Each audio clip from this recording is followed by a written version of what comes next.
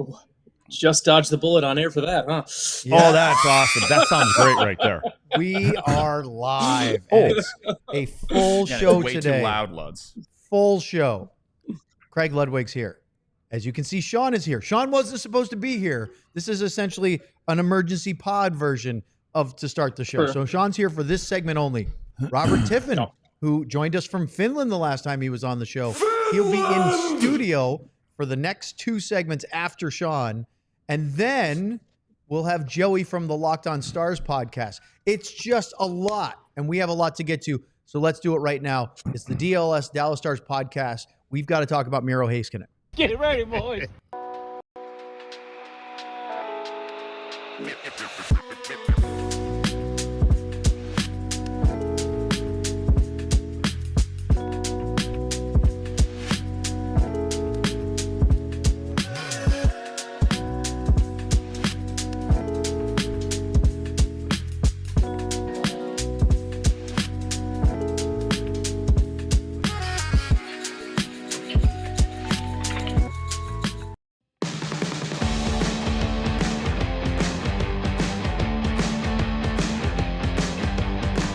It is Thursday, January 30th. It's our last DLS Dallas Stars podcast of the month of January. We have a game tomorrow to wrap up the month as the Stars host the Vancouver Canucks.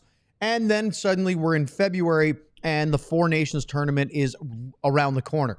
We'll get into that in just a minute. But first, welcome in. We have our producer, John from Boston, Anderson. Of course, we have Craig Ludwig from Wisconsin. And then we have from Michigan, New Jersey, Texas, wherever, Sean Shapiro. Wherever. Who was not supposed to be here today, but Sean jumped on to talk specifically in this segment.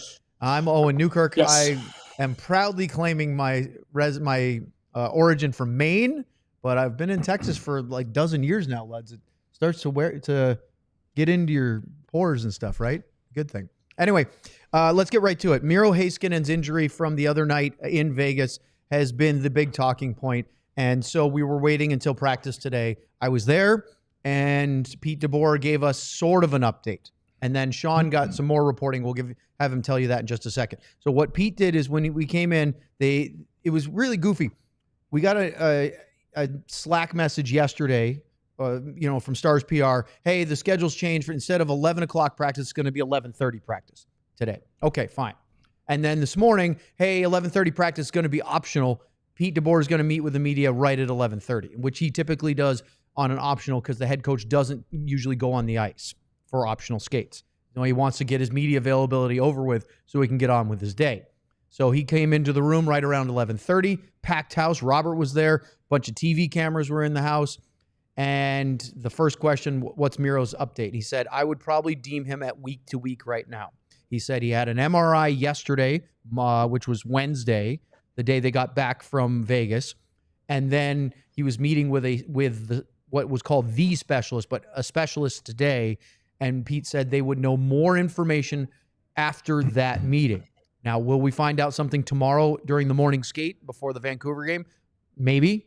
But Sean, you got some very interesting news. And then Finland made it official because Pete said he said this morning, Miro's probably doubtful for the Four Nations. He goes, but that's not my place to say whether that a decision has been made.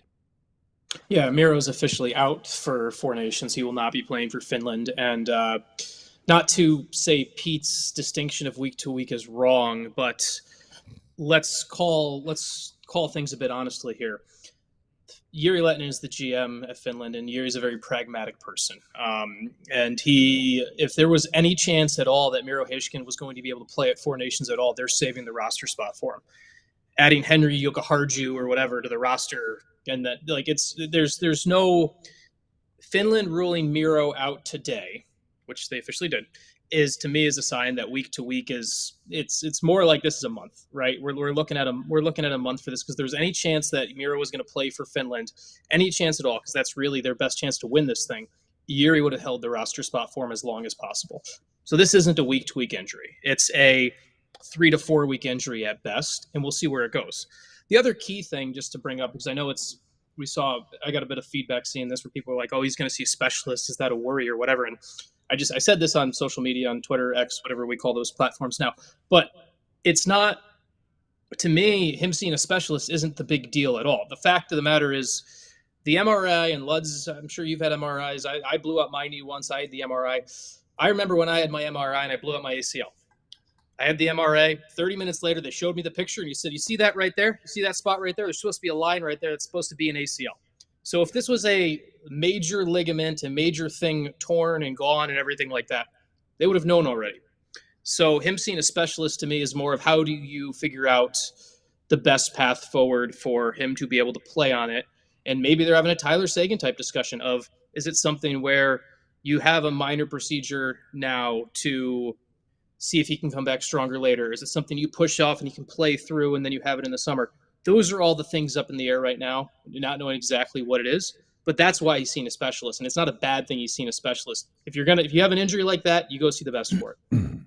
If it was as clear, Sean, as he had a torn ligament, whether it's an ACL, MCL, whatever, do you think the Stars would have just said that? Because those kind of, if it's that clear and obvious, it's typically you need surgery. It's a 6 to 12 month recovery, whatever that is, depending on the injury, and he's out for the rest of the season. If that was the news, do you think that would have been communicated already?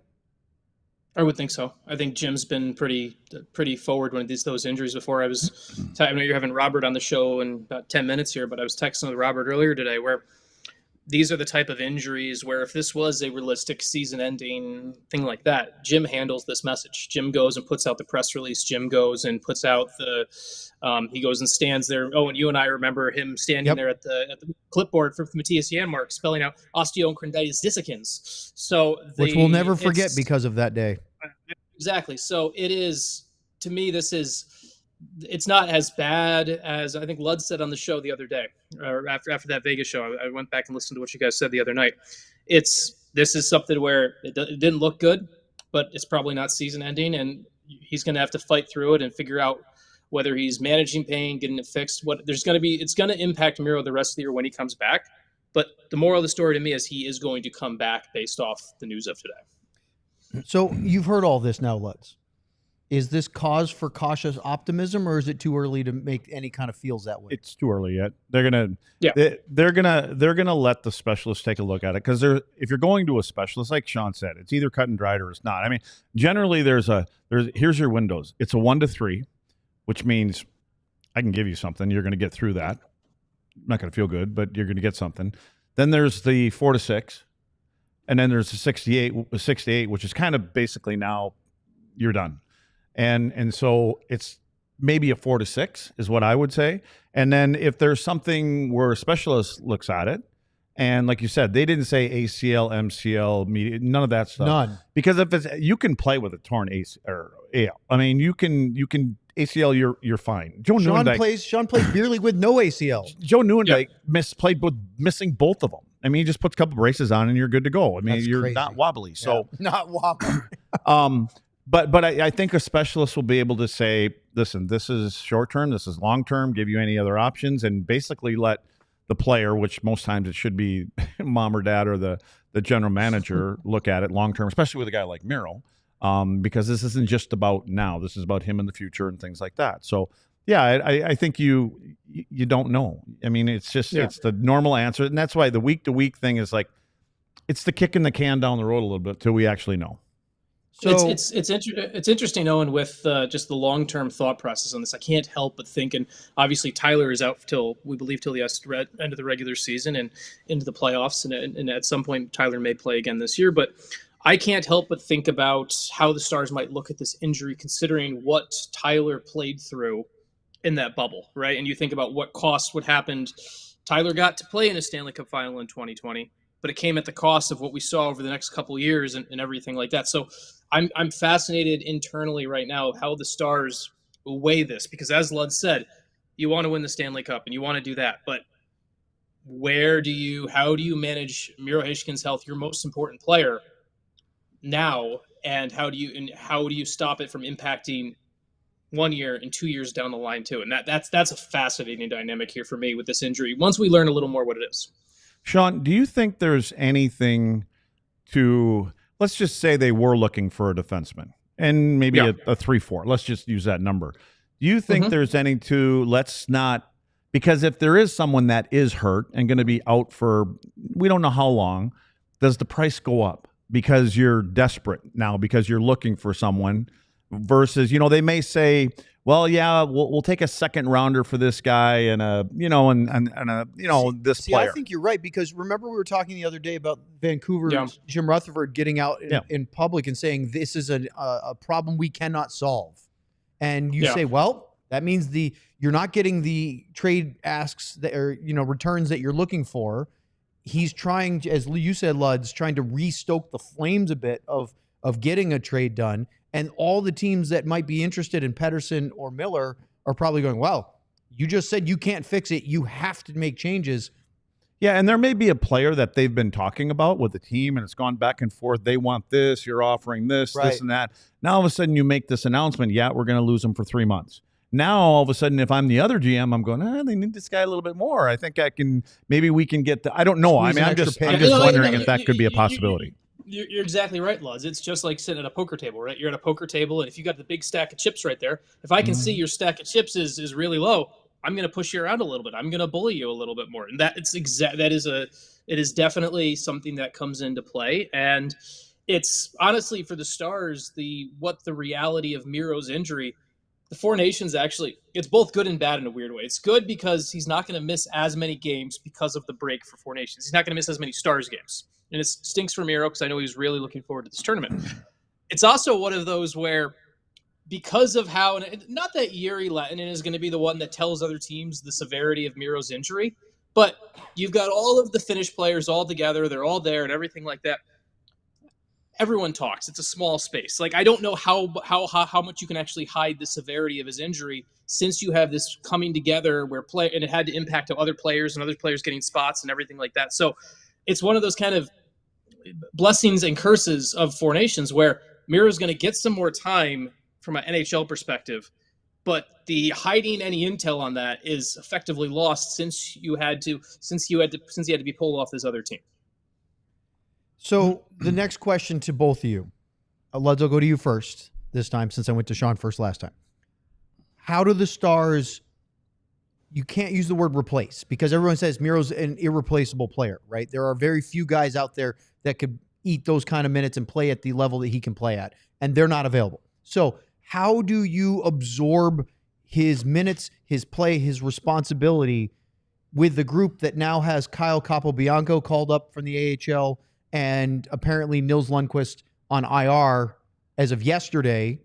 Robert actually just noticed that. We're going to talk to him in our next segment because of an upper body injury. So, and Brendan Smith playing forward. How does the defensive group deal with this problem? Well, I would say when we were talking about Pete DeBoer's comments about we're looking for a third, fourth, and fifth, or what was it? 4, 5, and 6. 4, 5, and 6. Yep. 4, 5, and 6. And we were like, well, wait a second.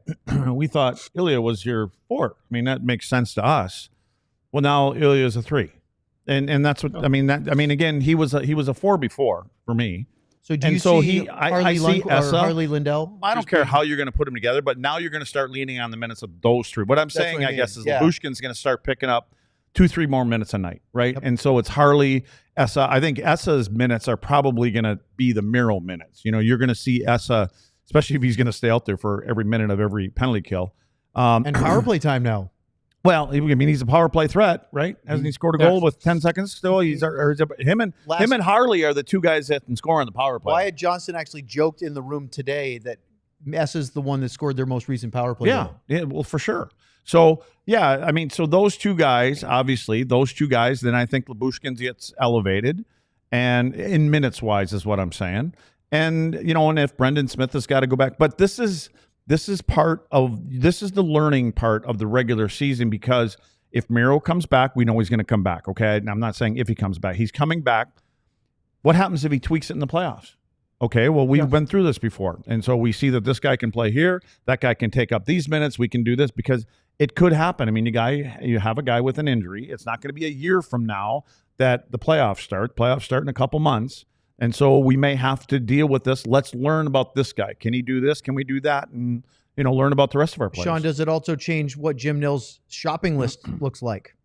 Yeah, it changes his needs. Jim told me pretty straightforward at the time. It's like, hey, my needs might change 10 days from now, and they changed about 13 days later. So the Stars are definitely going, and they're now looking a little bit more aggressively on the defensive market. They kind of have to for that. But for me, the big one, and it's like, this is, you talk about opportunities and availability. The deal is Liam Bichsel is, this is your chance, kid. Liam Bichsel is gonna. I would imagine you got Harley and Lindell. You're gonna have Bichsel with Lyubushkin. This is your chance to prove you're playing 23, 24, 25 minutes with Texas.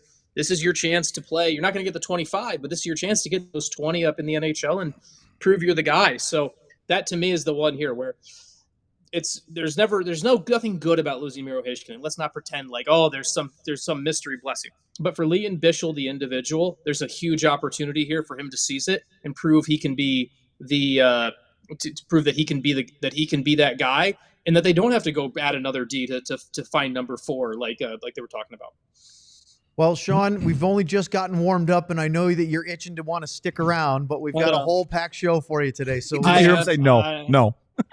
He's got things to do. I've got a legit week-to-week hockey injury. I've got a 6-year-old with staples in her head that she has to get out before she's allowed to put her hockey helmet on again. So I got to go deal with that. Well, you got to go deal with that.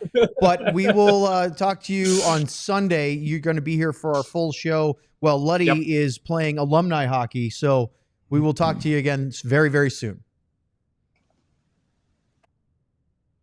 Peace out. Up next on the DLS Dallas Stars podcast, Robert Tiffin joins us for a wide range of topics, including the darkness. America's oldest college football all-star game is being held right here in Texas tonight at 7 p.m. That's tonight on Thursday.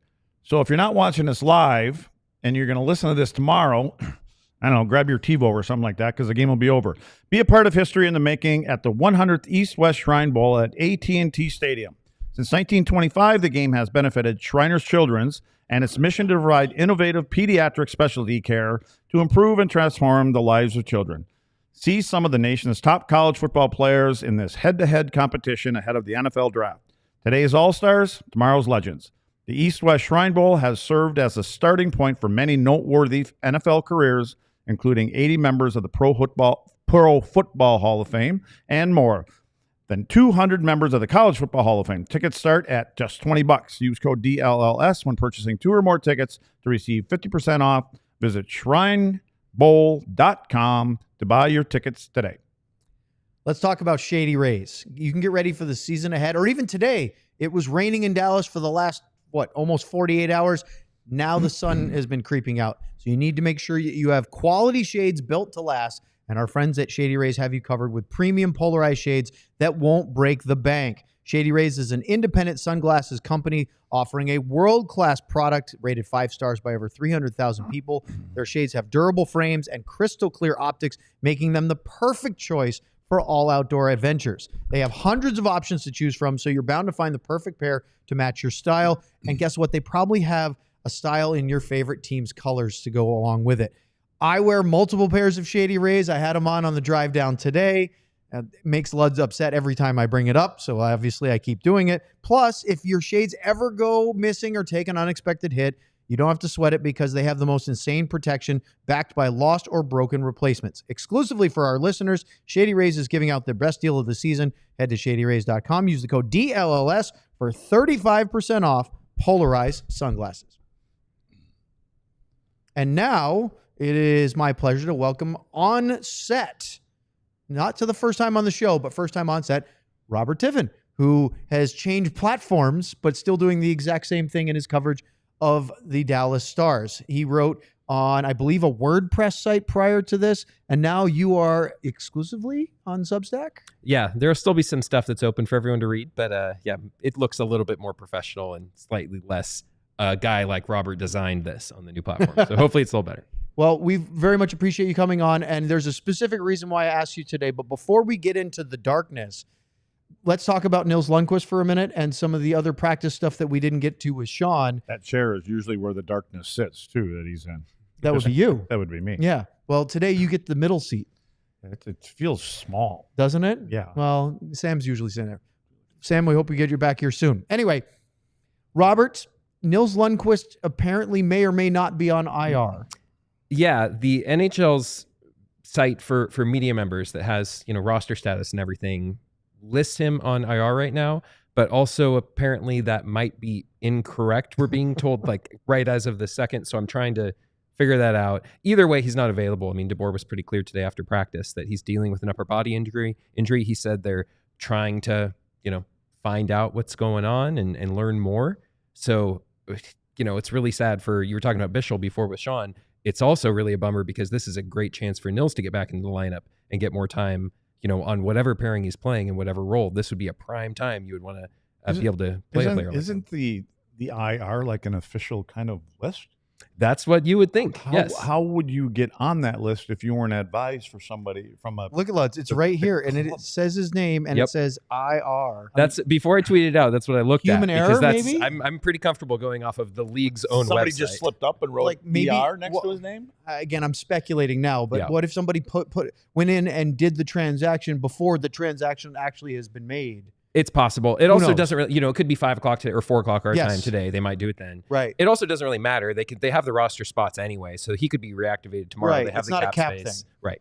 Luds, we've been talking about it, where Nils was pretty much playing ahead of Dumba, and then they got Dumba back in, and you go, okay, well, he doesn't want to sit that much. And then he sat again, and you go, wow, he's healthy scratch. Wow. And Sam was talking about how he was watching him skate a whole bunch of extra after practice or after morning skate. This explains a little bit more, doesn't it? Well, it does, and I think as a player, former player, or the player, if it's not out there like that, and you're having to answer questions because you guys are probably asking, hey, how you doing? What's going on? And I've always wondered in this situation, is a coach coming up to you and saying, hey, don't say that we're doing this, or we want you to say it this way. So, and I think that just in general, us talking about, oh, Nils is out of the lineup again. And, is there something? Did he do anything wrong? Now we start speculating about all these different things, especially with Nils when it goes back to last year and the playoffs and all this kind of stuff. Oh, is he sitting out now? Is it starting all over again? And now he's not going to be big enough to play against Las Vegas. And now maybe it's what's going to happen in the playoffs. It's got to be hard on the player. Yeah, absolutely. And usually you'd expect it's easier for a coach to say, oh, Dumba's coming in the lineup and Lundkvist is dealing with injury, because then you don't have those questions about, oh, are you even if choosing he's size not, over make skill? it up for the poor kid. Yeah, exactly. You can at least you can throw that out there. He's dealing with something. Exactly. I think that's the new phrase now, right? Without saying anything. Managing He's dealing an with ailment. something. Yes. Yeah, what he's dealing with is the coach is not putting me in the lineup because they think I'm too damn small. Yeah. That's what but regardless, then you guys stop asking questions. How you feeling? You're going to keep prying though. Yep. Is it upper body, lower body? And Yep. Yeah. Yep. So Lundkvist is out. If he is on IR or not, he probably isn't playing against Vancouver tomorrow. One guy who might, this is a big might. Pete DeBoer said this morning that Mason Marchment's getting really close, and that the goal has always been that he gets back into a couple games before the Four Nations. Well, there's 5 games left, before the Four Nations tournament. There's the 2 home games, Vancouver and Columbus, and then the 3-game California road trip. I don't know how you felt this morning, Robert, but I just got the hunch listening to Pete that Mason Marchment has at least a chance to play tomorrow night. Yeah, I get that feeling too. Marchment he's skating as the full cage, and he was even out there before everyone else came on the ice, a good half hour before the optional practice was supposed to start. And, guys will come out early all the time, especially everyone knows that. But Marchment was out there earlier with a couple of the other coaches, just him. And he was working on some things. Then he would sit on the bench for a little bit. Then he'd come back out and skate a little bit more. So you do wonder if maybe he's just kind of managing or seeing if he can manage his breathing, right? When your has heart to be rate the really big gets thing, up, right? Exactly. With anything with the nose, like he has with the facial surgery, how well you're able to breathe when you're going 100% is obviously a big deal. Luds, you have personal experience with a broken nose Yeah, right at this moment. and playing hockey. Yeah, I just find it like, our coach is really going to make it a big adjustment if Mason comes into the lineup tomorrow. You know what I mean? Like, is Talk going to say, okay, we got to, Marchment's back in the lineup, so I'm going to have to play this guy, put this guy in the lineup. He's not that kind of a player that if McDavid's back, what do you do? It's McDavid. Yeah. He's back. How are we going to, I don't understand with the secrecy sometimes. So, but I understand what you're saying, because Marchment is a point-a-game player, and he's been really good this year. And he would make them deeper, but is he going to change a game plan of an opponent? Especially Vancouver. They got enough problems going on. I don't think they're worried about Marchment coming back in the lineup. Well, I talked to Pete about this. I asked him this question of, hey, you put Rope Hintz back with Robo and Johnston and against Vegas after trying to keep those three centers of Johnston, Duchesne, and Hintz separated for the last couple of games. And he kind of said, well, part of it's us chasing the score. We're behind. But also loading up offensively is a lot of fun when they're that dangerous. So I followed up with, you get Marchment back in the lineup, you and your coaching staff can have an interesting conversation about how you do that, because there's no one right answer here. Exactly. And then that's why I always wonder why in our pregame shows, we're going to try to say who's playing with who, because coaches don't really care if they give you the right lineups or not. Because they don't even know sometimes, like, how's he going to feel? And is he going to fit? Is he going to seamlessly fit right back in with Tyler Seguin? When Tyler comes back and Marchment comes back and then Duchesne's back, are they all going to fit together? We don't know. We hope so. And by then there may be another trio that works out. But I think, and then in game, everything changes in game. Yep. It just, DeBoer said this morning, I think he said, it's like Christmas when you get a player like Marchment back, but it's a luxury. They're not going to change anything radically. It's just, okay, great. Guys can play a little bit lower who would play below him. Like, are they really going to, is Vancouver going to come in here and change the way that they kill penalties because Miro's not in the lineup tomorrow? Not really. You have your system. This is how we feel we're the best penalty killing team. Do they pre-scout and everything? Yes. And we take certain things away. No, but you are going to see Thomas Harley get some more power play time. Well, and you know what you're going to do is you're going to say, you got to be in front of him. Make sure you're in front of him. That's all you're going to change, is because he's a shooter. He'll shoot the puck. So our first guy that's up on top, we're going to play the diamond. Wherever he goes, you're just going to slide. And if he goes over here, you slide down a little lower. And if he moves it over here, fine. But you're always trying to take away, as a penalty killer, you always want to try to take away the team's number one option. Like, what is that? And let's make him try to do something else. So that was the lineup practice stuff for today. The reason why I asked Robert to join us was to actually talk about a piece that he wrote, technically on his WordPress site, but now it's on the Substack, because you migrated all of that over there. Still open, still free to read. About music, and specifically a particular song, which I thought we were going to play, and then I found out that because of licensing reasons, even one that seems like it's open source may not be, and so we can't do that. So we can't play The Darkness. Although getting sued might be a good way to find out where it came from. I would love to know, but it at least will allow you. Don't we have a big budget here? I mean, I think they're always worried about it. But if you would set up where this started and how this whole story came about. Yeah. So a few weeks ago, some fans mentioned something that I hadn't actually noticed right off the bat, that after opponents score a goal at American Airlines Center, a certain kind of musical drop or song would play for 5, 10, 15 seconds. Kind of sad, kind of da da da da da, kind of something like that, very sad. And then they'd change into some other music to kind of get the crowd re-energized. And that had been going on a long time, as long as I remembered, watching on TV or whatever, you could hear it. And so after looking into it a little bit, I said, oh, this is interesting change. I wonder why and where it came from. Found the guy, Ty Wubker, who was the guy back in Reunion. He was the music guy there from like 93 to 06. He found this just kind of a random cassette tape. I think it was a cart, technically. Yep. It was that old, so it was probably predating cassette tapes. Look at like the old 8-track carts. Yeah, and so he found it and just tried it out. And what are you guys saying? What are you guys trying to say? I'm just saying it's old. Okay. You had an 8-track in your car. Classic. Yeah, there you go. Yes. You definitely had a car with an 8-track in it, didn't you? Yeah. Oh, yeah. Yeah. So it'd been around a long time, and then it changed all of a sudden. Nazareth. First 8-track that went into Come my on, boat. in the boat? Oh, yeah, in the boat was Nazareth. That's phenomenal. Yeah. Anyway, the long and the short of it is it changed. In December, they stopped playing it after goals for the first time in, it turns out, over 30 years. They stopped doing this drop. So the fans noticed it and said, oh, that is interesting. So talked to Ty, got kind of the official story of where it came from when he started playing it. And then other people like Michael Gruber, and then now I think Shippy, now DJ Shippy, had been playing it too for the last few years. Well, he's been here too, and that changed in December. So in looking into it, it was a little bit tough to figure out where the change came from. Normally, you just figure they try so many new things, the Stars do with game presentation for a long time. They've kind of been cutting edge and, Jumbotron jokes and all these sorts of things, fun musical drops. Everyone remembers like all the Nickelback songs they played, I think, when Vancouver was in town back in the day. Stuff Love like them or hate them. Smash Mouth. Yeah, there's been a lot of those sort of things. The Stars haven't been afraid to try fun stuff with music in the past. But this is kind of, no one's really wanted to say exactly why they made the change. Eventually, in talking with a team spokesperson, they said the decision was made to do something different, and that's what we're going to stick with. So we still don't know exactly why the change was made, although we do know, in looking back, I saw they stopped the change one game after that blowout loss to Nashville. Well, blowout, I think it was 4-1, but it could have been 6-1 if 2 goals hadn't been called back. And then one game later, that music was gone, and it hasn't come back since. I really wish it was gone a long time ago because you know what it reminded me of every time? Another minus. Mm-hmm. I'm on the ice. You hear the song, another minus. Leds must be out there. Yep. There's his. That should be the song they play at the funeral march for me. Is that song?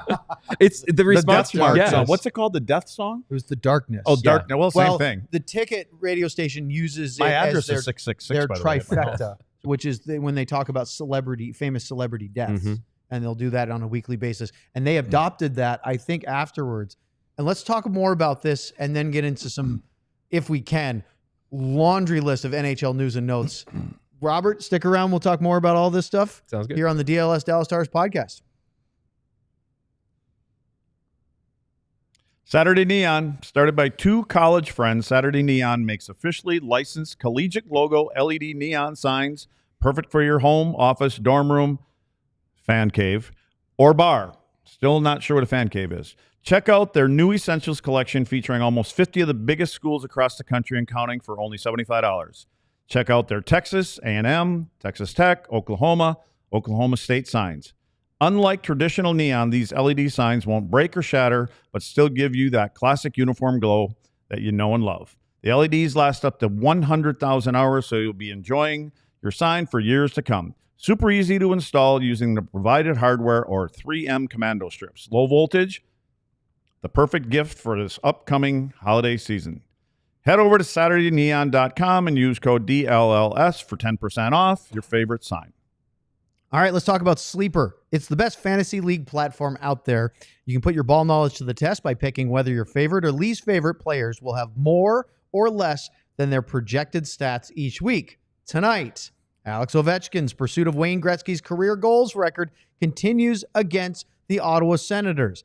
I have Ovi getting one closer, scoring more than 0.5 goals tonight and earning you 2.22 times your money. With Sleeper, the more picks you combine, the more you can win, all the way up to 100 times your money. Sleeper keeps you in the loop with instant alerts for breaking news and major injuries. Stay ahead of the game and keep track of league updates in real time so you're always informed and ready to outsmart your friends. If you think you have what it takes, new users can download the Sleeper app and use the code DLLSSTARS to get $55 in free entries when you place a $5 contest. Apply it to any contest, doesn't have to be your first. Terms and conditions apply. See Sleeper's terms of use for details. Currently operational in over 25 states. Check out Sleeper today. Before we get back into the darkness, we have an update from our intrepid reporter, Sam, about Nils Lundkvist. As it turns out, he is on IR. So Robert was right, as was the website on the NHL media. He is officially on IR with an upper body injury. It's retroactive to January 21st. And Sam said he was told this move is done for roster management precaution. And since it's retroactive to the 21st of January, that means he can come off at any time.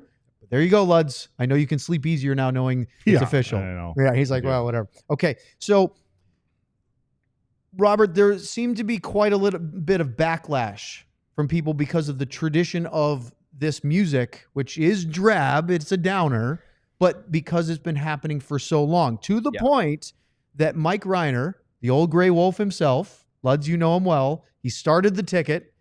He tweeted this after you published your piece. So your article made some real waves, and including, by the way, our diehard buddy Ardell said he was riveted reading it in the chat just now. Riveted. Hey, that's good. The Dallas Hockey Stars, this is Mike Reiner. He tweeted this. The Dallas Hockey Stars are an organization that does virtually everything right, especially on the non-hockey side, and they get it right most of the time, hockey side too. But they're fools for moving off the darkness music when opponents score. Rethink, guys.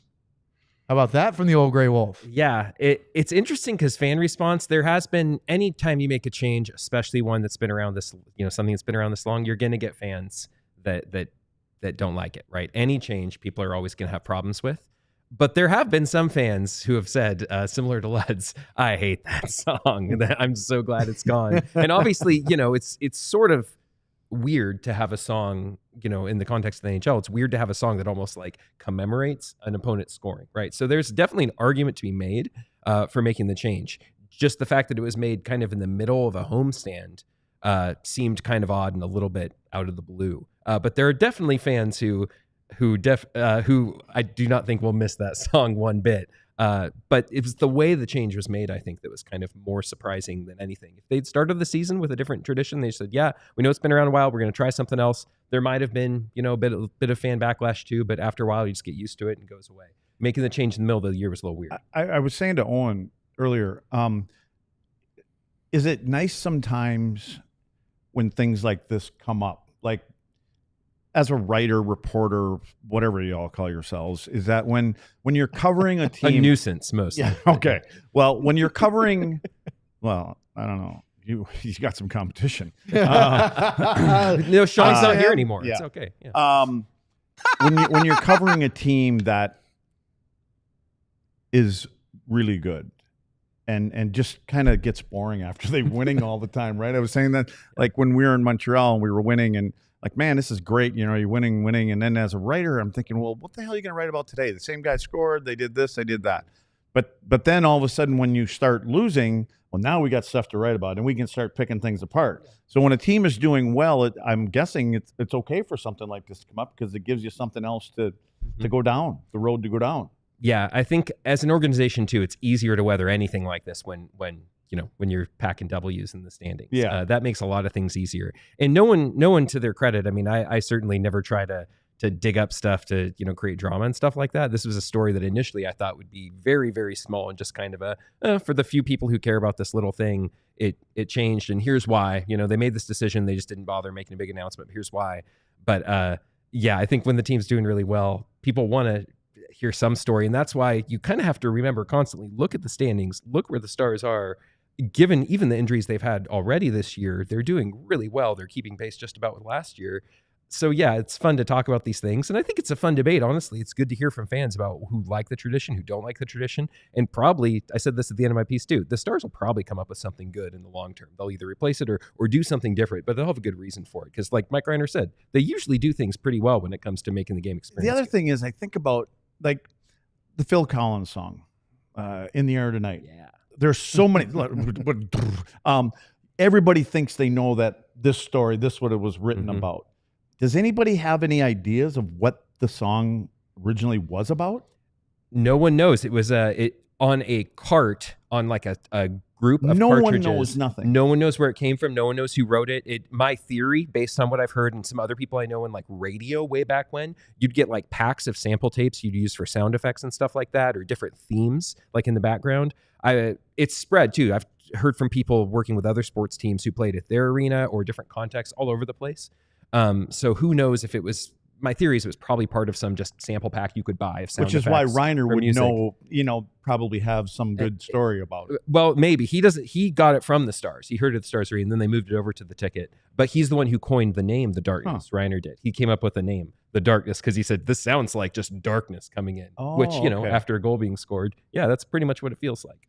So some fans love that it matches the emotion of that moment of, yeah, we all are sad together. Other fans don't ever want to hear it again. I was sad with you, folks. There's a nice debate going on about it in the chat, including one fan who says, as much as I hated hearing it because of what it meant, it literally is that might be me. I might have wrote that one. Did you? So you're Justin and said, as much as I hate hearing it, aliases. It's literally part of the Stars' DNA.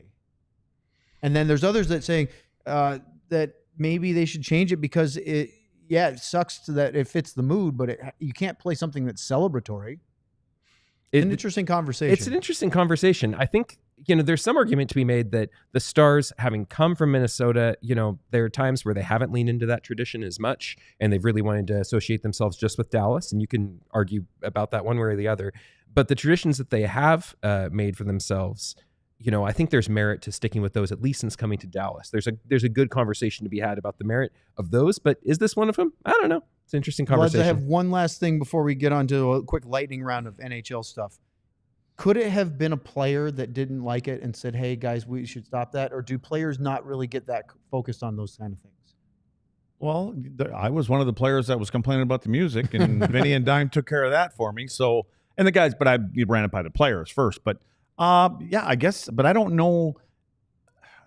Honestly, I've never really played with anyone Montreal here like that was like, oh God, we got to get rid of that song. I've never. And to be honest with you, even I'd be curious, quirkiest of goalies. This would be a good topic. We got to bring Robert in this weekend because we got a bunch of alumni guys coming back. And I wonder if any of them remember the song and if it meant anything to them. I have like a great follow-up I would piece. like to find some. You know what? If we could get that thing on my phone, I'll play it in the room. Which we can. I'll play it Saturday night at dinner at the restaurant we're all going to, and see if anybody else in the restaurant remembers it or something. I can text you the link to the YouTube video so you can literally play I it. would love to hear those guys. And do you guys remember this thing? Does it mean anything to anybody here? Oh, you have to report back then. Yeah, I know. It's funny. I was talking to Jake Oettinger today after practice, and I asked him about, because I think Sam had mentioned Oettinger really loves the vibe in Vegas, of how loud it is, the crowd and the music kind of get everyone pumped up. And Oettinger mentioned, number one, that you don't really notice specific music in American Airlines Center too much. But number two, that the way the speakers are angled, I guess, at American Airlines, that already makes it a lot softer for players on the ice. Because it's not angled at the ice the way it is at places like Vegas. So again, is it possible? Sure, it's possible until we know the full story. It's possible, but it seems unlikely that it was a player. Unlike in Philly back in the day when the Flyers came onto the ice and it was "Welcome to the Jungle," and you knew you were getting your ass run every shift, and it started right in warm up, and you're just looking down at the other end going, "Oh, that Eric Lindros is going to run me over about 4 times tonight." So yeah, the songs mean something to guys. I mean, that one I can specifically remember, from the days in Philly. Yeah. All right. You guys ready for a little lightning round of stuff? We could do 3 segments with all this stuff. Let's start with an update with our Brendan Saad saga. Luddy, he's on unconditional waivers today after clearing waivers yesterday. And I believe he cleared, and that means his contract has been mutually terminated. The question is, I didn't want Brendan Saad at $4.5 million prorated for this year and next year. Do you have any interest if you could sign a 32-year-old with a couple of Stanley Cups who's admittedly having a bad season, if you could sign him for the league minimum right now? On this team? Yes. With this group? Dallas Stars. Not for me. Why? It's not for me. I mean, he's got a couple Stanley Cups, and, I get that part of it, but I think they like the chemistry of this team. It's the last thing that I think they need is somebody from the outside. Again, I'm not going to say if it was Sidney Crosby, but I'm just saying, I think they have a tight room, and how much is he going to play and all that. So for me, no. There's probably another team that thinks they're in that neighborhood that they could sign him for because of the experience that he would bring with the Cups and things like that. But I just feel that this is a tight group. Roberts, the Utah Hockey Club will not be known as the Yetis, and I'm very upset about that. First, because I thought it was a perfect name. Secondly, because it was unique and fun and makes you smile. But they can't get over the trademarking process, especially because of the Yeti brand coolers. Mm-hmm. And so they're out on Yeti or Yetis, whether it's singular or plural, and they are now going to They're yeeting the Yeti. Is that what the kids would say? They're throwing it out the window, I think. Definitely Yeeti Yeti. Thank you. Please. It's like you've been on the show for years. I love it. They're actually going to do an in-arena fan voting at the next couple of home games. They started it yesterday, and they're down to 3 names: Utah Hockey Club, the Utah Mammoth, and a new entry, the Utah Wasatch. And I think I'm pronouncing that correctly, but it's named after the mountain range. I used to live right next to it when I was coaching minor league. You were up in Salt Lake City. So I don't want them to be the hockey club. As cute as it is, it was better that the Washington football team only did that for a short period of time. I think the same is with that. I guess okay with Mammoth or Wasatch, but to me, if it's not Yeti, it's like, what are we doing here? You got to go with Mammoth. First of all, everyone's going to mispronounce. Everyone except Luds is going to mispronounce Wasatch, right? You'll hear a million different pronunciations of it. And Mammoth at least is an animal. It's unique, right? I think they found some mammoths or something in that area, frozen or something. So it has some link. Is it cool? No, it's not cool. But, if you've ever been to Utah, Utah's not particularly cool. So come up with some sort of name. It's beautiful, for the record. One of the most beautiful places I've ever been. Salt Lake, up against the mountains right there. The snow, the skiing. It's absolutely gorgeous. But it's not, like a rock and roll sort of place where you can be like, yeah, we're like Vegas, right? Vegas, of course, was going to be a little bit more edgy in their presentation. Utah it makes sense to do something a little bit more natural or more kind of local. But I don't know. We'll see. Yeah, no, hockey club's just boring. Don't do that. Yeah. Don't go down that. Do you have an opinion on this?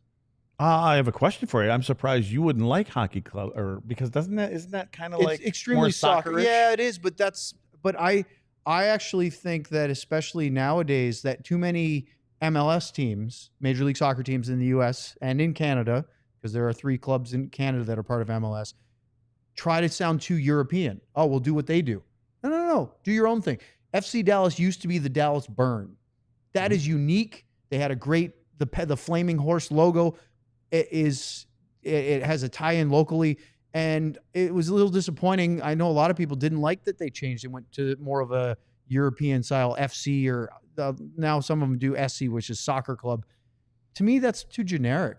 Yeah, I guess I don't dig the Wasatch. No, even the Mammoth. I could see it being the Utah Hockey Club and maybe use the Mammoth logo, or I don't know. For some reason, Mammoth doesn't roll off my tongue either. So that's interesting because they won't show it publicly, but apparently they will in Arena. They're voting on name and logo, and there's one logo for 2 of them and one for the other. So I wonder if the Utah Hockey Club maybe I wouldn't even worry myself with the vote. Yeah. We do the same thing with our captains. We let all the guys vote, and then we already know who the captain is. And we said, yeah, you guys all voted funny for him. You say captains. Now, I'm going to have to pause. We had some screenshots I was going to show you of Emil Lilleberg's hit on JT Compher, which he was suspended for 2 games for interference. We'll do that another time because he's still suspended. It's not like that's going to change. But the 4 Nations captains were announced today. So, Luds, any surprises? For the U.S., Austin Matthews. For Sweden, it's Victor Hedman. For Finland, it's Alexander Barkov. And for Canada, it's Sidney Crosby. Canada's a no-brainer, right? I think that I heard people saying it was going to be Connor, and I'm like, well, unless Sid's not going to be there. So, yeah, I don't think no surprises for me. Yeah. I think that I've heard people talk about one of the Kachucks, and it was really because of the way that they play, and I think they're going to carry that in there. I just think it's Matthews. I mean, you're promoting the big stars, the guys that put the pucks in the net for the most part in the game. So, I mean, Matthews makes sense to me, but I think when I look at that team, the Kachucks will have their and they don't need a letter to do what they do. That's what I mean. They're going to have their fingerprints on the game. I just hope they don't compete against each other. Who gets the most penalties and who yells the longest and who gets the dirtiest, and who chews on their mouth guard on the side of their mouth the whole time. So. I think one of the Kachucks is an alternate. Andre was saying today. He says they don't have a group text yet or anything still. Yeah. No, he was. Maybe Austin Matthews needs to start the very WhatsApp quickly. now. All right, we have like 30 seconds. So really quickly, guys, the last thing. John Klingberg is going to play tonight for the first time for the Edmonton Oilers, and he says he feels like a kid because he is completely pain-free. Yeah, he's had double hip surgery twice. So it'll be great to see him on the ice. I think everyone in Dallas is rooting for him, right, to come back and have a good second part of his career or last part of his career, however long it lasts. Thank you, Robert, very much. As let's talk about being a diehard. It's one of the greatest things you can do to connect with being a little bit more of a DLLS fan, as we welcome you to help support our show. But signing up for the annual Die Hard program, you can use the QR code at the bottom of the screen. It's right over there. And in doing so, you get access to the Discord channel, where Luddy takes all of the various questions, hypotheticals, you name it. It's a great segment we do on the show once in a while.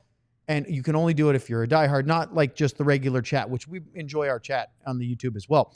In addition to all of that, you also get a free t-shirt for each year you sign up to be a diehard. And so you can use that promo code for any shirt that's on the site. This is the Dallas Stars Colors DLS flag shirt right here. You saw me wearing the black version of this the other day. I think I have it in navy. Luds had one in this color, but then it was also shrunken down to about 3 sizes too small. So I don't know if you'll see him wearing that shirt until he gets another one, and maybe he got another one. But you get the writing that Sam and Sean put at the Die Hard level, so you get access to everything there. Plus, beyond Stars, you get Cowboys, Rangers, and Mavs. Everything we offer on the site. Oh, and by the way, our first DLS Die Hard or DLS watch party is over at Cosm on February 6th, which is the Mavericks playing the Boston Celtics. If you go to our website, alldls.com, diehards can get 20% off tickets, which are extremely limited if there's any left. Go check it out now and hang out with our Mavs show, which will be at Cosm, and maybe Luds might be there as well to watch the Mavericks play the Celtics. All right. That leads us to our final segment, and we have yet another guest. It's just guest central today as we welcome back Joey Erickson, the host of the Locked On Stars podcast. Joey has been on our show before, and as if we needed anything to talk about, Joey, the Miro Heiskanen business is dominating all of our talking points because it is a huge deal. Yeah, it's huge. I thought it was a giant win for the Dallas Stars that it's being labeled as week to week right now. I did not like the play by Mark Stone. By the way, I apologize for the background. I know it's not very on theme. People probably are wondering why I'm not on Dlls Rangers, but this is the circumstances we're dealing with here this afternoon. But yeah, big news for Miro. Unfortunately, he's not going to be able to be in the Four Nations face-off, but that's probably not a bad thing for Stars fans, or Stars purposes, I should say. It's a few weeks to just reset and get ready to go, because we all know he's going to play heavy minutes when the postseason rolls around. Hey, Joey, give me your take, because there's a lot of people that feel the same way about the Stone hit. So give me your view of it. Yeah, so I believe he was tripped up. I thought that Mark Stone was not trying to intently injure Miro Heiskanen, but he intentionally put himself into that position and going at the lower half at Miro, where that damage could have occurred, and obviously it did. I just think Mark Stone's too good of a hockey player and too strong to get tripped up by a little slap on the boot from Roope Hintz, in my opinion. And I know when you slow it down, you can make everything look worse. But even at full speed, I feel like there was sort of a lunge, there was sort of a dive at his lower half, and Mark Stone knows better than that, and he knows it's Miro Heiskanen. I feel like he knew what he was doing. Whether he was trying to injure Miro, I think it really doesn't matter. You put yourself into that position to hurt another player, and it looked almost like a chop block in football to some degree. Again, I don't think he was trying to intentionally injure. I thought the tripping excuse was like he went back to the bench. He's like, oh, my boot was touched, so now I have an excuse about it when he was looking on the iPad. Is sort of where I see it. But of course, I'm very, very biased, and I love Miro, so I want him to be healthy as always. And it didn't help when he was looking at the iPad, he had that smile on his face. I was just going to say the same thing. I think that, and we don't know what he was smiling about, but I think when he was looking at that replay of whatever it was and the timing of everything, it made it look like it was an intentional. I think it added to the people that think it was intentional. Yeah, it definitely didn't detract from it at all. Yeah, but I will say the one thing about the dive, and the one thing about Stone, and I know Pete came out and said he's not a dirty player, and I don't think he's. Well, anyway, we're all dirty, but anyway, I just think what he is, he's a player that doesn't quit on a play, and I think that's why he dove. He dove with his stick towards the puck. I've seen him dive like that before, just never have those kind of things, because he just doesn't know how to quit. You know what I mean? And that's why he's so valuable. That's why he's a leader of that team. And I think it was one last ditch effort, even though he got his foot. Yeah, whatever. I agree. I think there was a ditch effort, and it was, And again, when the game goes that fast, the last thing he probably thought of was, oh my God, I might hit his knee. You know what I mean? So anyway, reckless. I think it's probably the best word that I've heard. Reckless maybe is a great way to describe it. Yeah. I've heard it described as negligent too, to some degree, but I think reckless is probably the most apropos way. He is trying to make a play, like we get it, and he's so skillful. We know his two-way play. Like he can puck jack anybody in the NHL, and that's what he was sort of going for. Unfortunately, he may have been tripped up just enough where that happened. It was just unfortunate at the end of the day, and fortunately for the Stars, looks like he'll be back here, hopefully post Four Nations face-off or maybe the beginning of March. The one last thing, and we'll move on from it, was that I've heard some people say they felt like he was trying to draw a penalty. I don't think so. I think because You're talking about? I'm talking about Stone. Oh. That he was going down because he was trying to draw a call. I think it was what you said, Luds. I think that he loaded up on his right skate and shot at an angle trying to get the puck. I think it was just that dogged determination, that relentlessness of, I can make a play. It never occurred to him that it was a wild, awkward, foolish, and maybe very reckless decision to do that. I don't think he was trying to draw a penalty. Yeah, and when you're 6'3", 240 pounds, you're not going to change the direction that your body's going in the air. So I don't, he must have forgot his wings. But yeah, again, maybe if he had to do it, it'd be interesting if he had to do it all over again if somebody asked him that question. But yeah, the same thing. I think he just, like I said, he was in the air, he was falling, and I thought like he could maybe get up. And what I would imagine is he's on the tip of his right skate, thinking that he could change direction a little bit enough, and if anything, you're going to go underneath his feet. You know what I mean? You're going to hit his feet and he would go over the top, not like you're going to, carry yourself right into his mid body almost. I have to make a quick digression because our own Sean Shapiro wants me to throw a little grilling at Joey because apparently Luds. Sean had to go. He couldn't stay on. He had to leave. Well, he's dealing with his daughter's staples. But according to the Twitter account Locked On Stars, they are the only daily podcast covering the Dallas. I brought this up a month ago. Oh, wow. I brought this up. Well, he wants me to chirp it anyway. So. Oh, well, yeah, okay. Do it again. No, but wait, read it again. It made sense when somebody explained it to me. Now you're ambushing me in the second appearance on this show. You could have done this the first time. We could have gotten out of the way. I apologize about that, boys. So I'll have to go to the bios and fix that. Yeah, I brought it up, and then somebody else pointed something out that made sense to me. I'm trying to defend you here, Joey, but I can't. I got nothing to stand on. Figure out how it makes sense. It's all right. All day. Well, it's because it's a daily show. We're at night. That's what it was. Some of our shows are at night. Yeah, but we're not 5 days a week daily. That's the right, difference. Sometimes we have weekends. See, Joey, I'm helping you out here. I'm helping you out because I was pissed off when I read it too, just to be honest. I thought, who's this? Yeah, I'll have to go fix that. Hey, I'm actually currently at 105.3 The Fan, and Luds, Gavin Spill's not very happy with you. Just getting rid, leave him hung out to dry. He isn't too thrilled with that. So. No, that's what it was. It's not a daily because daily means during the day. Right? Semantics. Oh, is that the right word to use? That is the right word. Okay. But Non sequitur. I don't think Robert wanted to get in the middle of this debate. Okay. So you want to come in, Robert? There's still room over here. We got a chair left. Yeah, come on. Yeah, more the merrier. Let's pull Joey back into Stars for just a minute about Robert. What do you think about this whole business that he dug up about the Darkness music going away? Yeah, I love the piece, by the way. I'm not a big fan now he's sucking up, of getting rid of it. I absolutely loved it. It was just like sort of a staple of my childhood, right?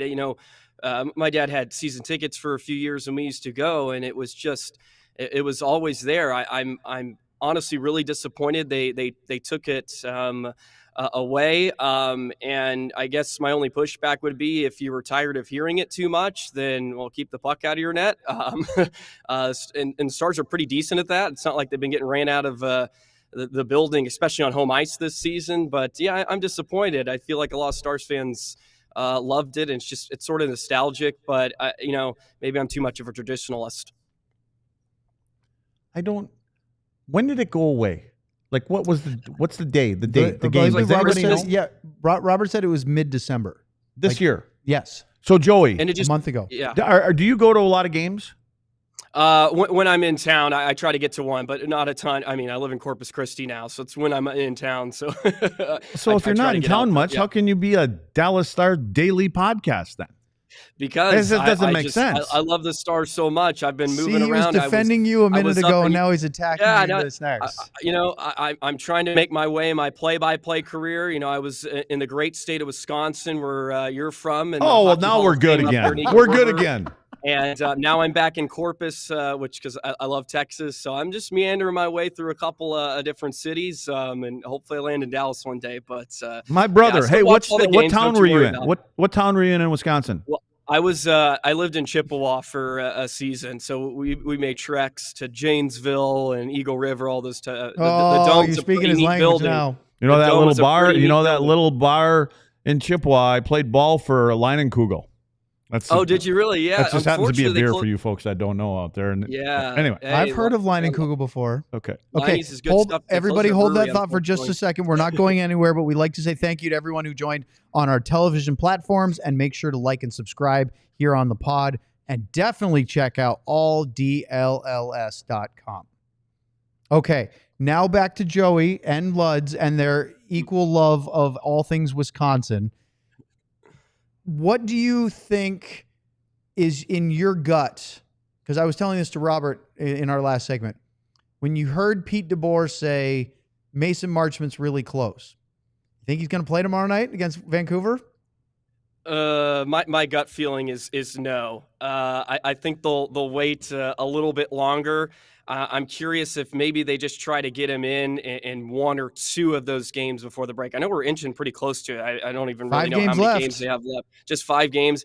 I would probably say I'm looking at probably the West Coast trip before he gets into a game. He'll probably obviously go with them on that trip. So I give him maybe an easier entry back against Anaheim, right? You got the Ducks or the Sharks there. Make it a little bit easier for his return. But yeah, I feel like Yanni Hakanpää last year was day to day since February to the rest of the postseason. We never saw him, so I don't know if you can believe everything. You got to take it with some salt. On the chat, Ardell just wrote, if Joey mentions whole milk, the Fighting Sioux, or Miller Lite, Luds will be his friend for life. Unfortunately, I went to St. Cloud State, so I'm not a big Sioux guy. Unfortunately, it's a big. Oh, you didn't like winning? No. Well, that's fair. But I'll have to say I love the Ralph. I had an opportunity to go do a game there. It is the. What were you, about 5? It was beautiful. It was just about 3 years ago. It was about 3 years ago when I was still in college. I shaved today, so sorry you couldn't see the beard, but yeah, Ralph is great. But yeah, I'm a St. Cloud State guy. You like the new building? Oh, awesome. The gym is incredible. 10,000. Oh my God. The building's incredible. Yeah. Why is it that that universities always make upgrades after you graduate? Everywhere I go. Everywhere. There's always new things that come along. And then they say, oh, well, if you're ever back in town, you're welcome to use it. I probably did some bad things to the places I was at. Well, there you go. Yeah, well, it happened to me. So my college, Haverford, had a really antiquated weight room. It felt like it was from the 1950s. And the year I graduated, they broke ground on a brand new athletic center. And our weight room was down in the basement of the old building. Apparently you could never find it. Oh, I found it. Oh yeah. What were you doing? Picking up the towels after the guys? I was making sure Sam didn't pull a hammy. Oh yeah, okay. So anyway, it was old weights and no natural light whatsoever. This new one they built right after I graduated. Glass windows on the ground floor, beautiful, looked like a huge fitness center. Yeah. And they said, "Hey, as an alum, you're welcome to come use it anytime." So yeah, nice, it's convenient. Yeah. So I'm glad they used my tuition in the proper way. But no, let's quickly hit in the last little bit here of what do you think of Leon Bischel in his play in this second call-up? Because Kyle Capobianco was called up today. We'll get a chance, I would imagine. They didn't call him up just to sit and watch. So we might even see him tomorrow against the Canucks. But this is a chance for Bischel to maybe get a few more minutes and do even more than just ease his way in now that Luds was talking about Lyubushkin maybe picking up some minutes and Essa playing even more. But what are your thoughts on Leon after the last little bit? I think it's been 3 games now. Yeah, I think that could be one of the positives that comes out of the Miro injury is maybe they lengthen the leash on Bischel. Not that they've really had him on a leash. I think Pete DeBoer's comments a few days ago pretty much tell you what they think about the player, about how close he was when they sent him down for the first time. I think he's just been really solid and steady. And I think I said this on our first appearance when I came on your show, he just gives them something different. He's just a big body out there, and he seems like he's a guy that can sort of play with anybody, and you feel like you're going to get steady minutes. He's not going to score 2 goals in his first 4 games, I think, like he did in his first stint, but he can give you some of that.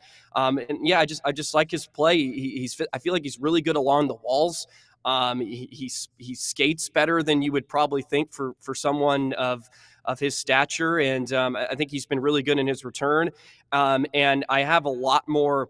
I have a lot more confidence that he could potentially play some big minutes for you in the postseason, rather than someone like Nils Lundkvist, who I know is dealing with an injury right now, but Nils Lundkvist has sort of been the odd man out. I feel like if Bischel is in the lineup, I'm really curious. I know this is a few months down the line, but how the pairings and sort of the minutes are going to work out in the Stanley Cup playoffs, because I think they trust Bischel more than a few of their guys on their back end right now. I have one more trivia question for you, Joey. Okay. Wisconsin boy. Oh, What's New Glarus, Wisconsin best known for? Oh my gosh. It's the beer. I know it's the beer. It's the cow. You are so on it, Joey. You're so on it. I can't remember the name though now. God, I feel terrible. If I punched you in the face, what would you see first? I would see a cow. That's what you'd see a lot of spots, Joey. You'd see some spots. Spotted cow. Spotted cow. That's it, Joey. Attaboy. Okay, I was there. I was getting there. Yeah. All right, Joey, get the hell out of here now. Well, Joey, great beers from Wisconsin. So I didn't know that we were going to go this direction, but it sure has been a lot of fun. Thanks for joining us. We'll have you back on real soon. Absolutely. Glad we did, did, Joey. boys. Have a great night. All right, that's going to do it for us, Luds. One last thing really quickly for you. The Vancouver Canucks are tomorrow night. We're going to do our pregame show and postgame show as usual, but this is a chance to see the tire fire that is the Canucks right now in person. They have not come up with a solution, as Jim Rutherford said, for their two beefing superstars, JT Miller and Elias Pettersson. They do have a world-class goalie who seems to be healthy again, but they are not the team that we all thought they were going to be at the start of the season. Do you think we're going to see something where just before the game starts, they just switch locker rooms? JT Miller and someone? I don't think so. I don't think so. The reason why is because I think that the term is still an issue.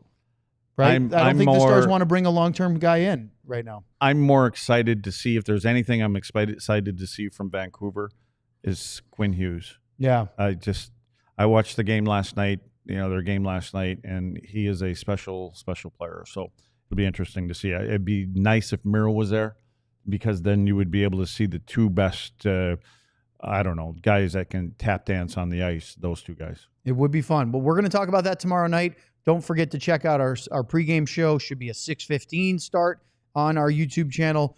Game will be at 7, and then we'll do our full postgame afterwards. It'll be Luds, Sam, and myself. And, of course, John. Big thank you to Joey Erickson for coming on, and an even more enormous thank you to Robert Tiffin for joining us today live in studio. Make sure to check out his new Substack, Stars Thoughts. And, of course, for Sean for popping on for the emergency pod at the beginning of today's show. I'm Owen Newkirk. Enjoy the rest of your Thursday. Thanks for tuning in. See you soon. Who are you people? We all silly like the mayor.